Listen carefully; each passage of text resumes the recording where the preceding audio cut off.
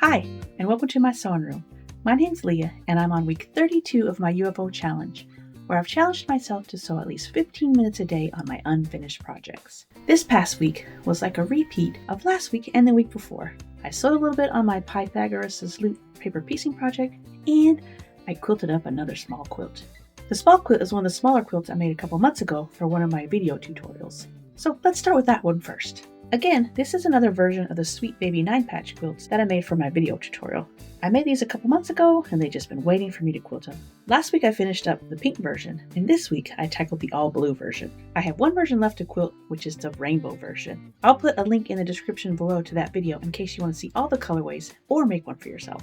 I picked out some fun frogs to put on the back of this one, and once it was loaded on the frame, it took me 21 minutes to meander the whole thing. I didn't time the binding, but I felt like it took longer to bind it than it did to quilt the quilt. Just like last week, I quilted this up on the last day of my sewing week. It was a nice break from the paper piecing, and it's always fun to have a nice quick finish. I started this week trimming up the rest of my red and blue sections to get them ready for piecing to the other units.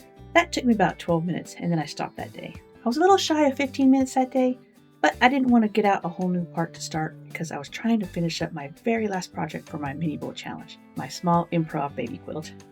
So I stopped for 12 minutes that day and then worked on some other projects. You can see more about that improv baby quilt in my mini bowl challenge video that I posted last Saturday. I'll put a link to that in the description as well.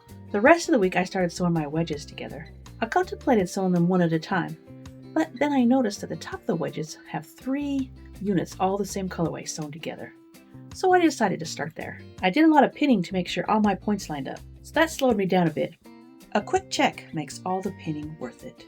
I left the paper on the big areas, but I did take it off in the seam allowances. Otherwise, it gets too hard to pull it out once you start adding all the other seams together. After that, I gave each section a nice press and admired my progress. I was glad I took the time to pin. The points came together so nicely. I missed sewing on Saturday and Sunday because we decided to take a quick trip to go visit some family.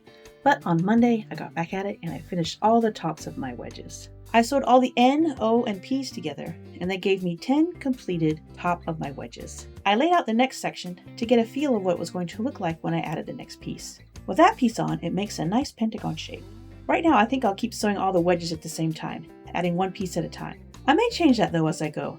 Sometimes it's fun to see a whole block just finished up. So now I have all my top wedges sewn together, and when you add the next piece, it actually creates a little pentagon. So I think I'll be making like little pentagons all the way down. So I can't decide if I want to go ahead and sew each wedge individually or sew a bunch of pentagons together.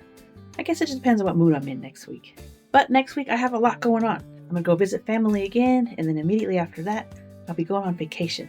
So I'm not going to have a lot of sewing time. And you won't see an update from me next week. But the following week, I'll group together week 33 and 34. It won't be a full 2 weeks of sewing, but hopefully I can squeeze just a little bit every now and then, a little bit before I leave and when I come back. So check back in 2 weeks for my next update to see how far I actually get on this one. It may still just look like this, but we'll see. Thanks so much for following along, and until next time, happy sewing.